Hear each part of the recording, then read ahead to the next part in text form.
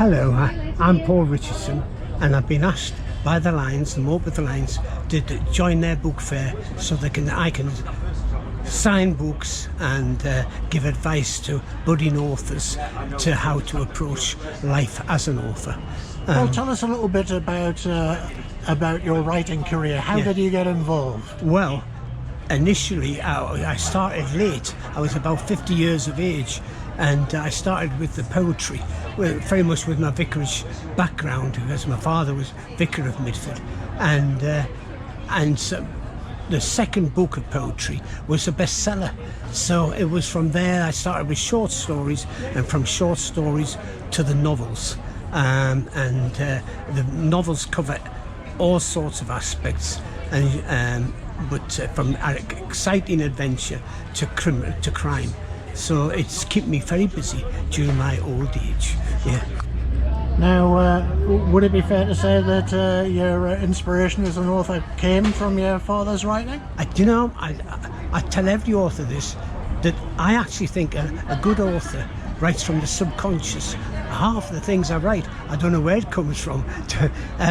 In fact, I can listen to my poetry on the radio, and I can say, quite honestly, wow, that's a good poem. And then they'll say, oh, it was by Paul Richardson, and I think, wow, it's so I never believe I can write the things I do write. I don't know where it comes from, but it must come from somewhere, and I think it must be the subconscious. Yeah.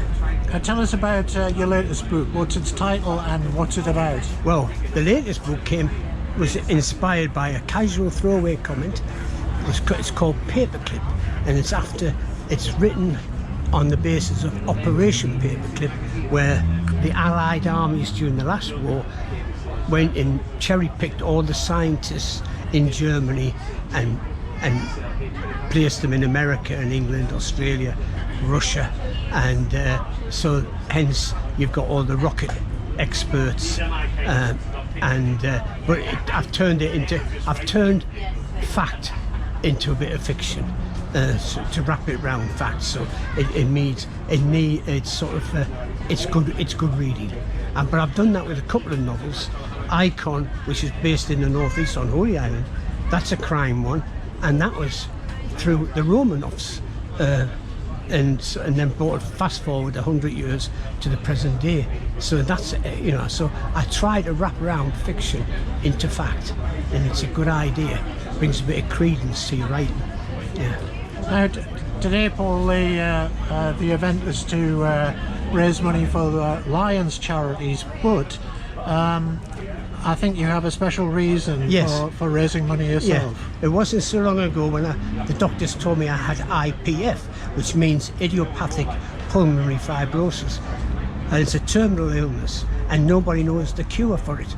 And so when the lungs just disintegrate, and so I've decided, because there's very little research, and the research that is being done by the RVI in Newcastle, the Hospital of Excellence. So I try to raise money for that hospital, for the research. I've raised 5,000 to date, and I was hoping, the Lions have been extremely generous, and every pound I make at their fair, they will add a pound. So hopefully there'll be more money in the coffers. And are you already working on another book? Now I'm afraid that with the illness has now got to an extreme, although I might look handsome, it belies the situation, when I'm by myself, I tend to sleep more than write. So, but I'm hoping there might be a renaissance. You never know. I might get the energy to write another. I've written 10 up to now, and it gives me a lot of comfort. Actually, I read them myself. Yeah. So. And what would your advice be in a nutshell, to any budding author? Well, there's a book, a poem, a picture, you name it, in everybody. And so go for your dreams, and then when you've done that, if you've written a book, don't despair. Get a copywriter to make good all the mistakes, because I make a lot of mistakes, and you need that, and then progress from there. delivering it to publication companies and what have you. And if you're rejected, do not give up hope. You know. No, that's what I would say.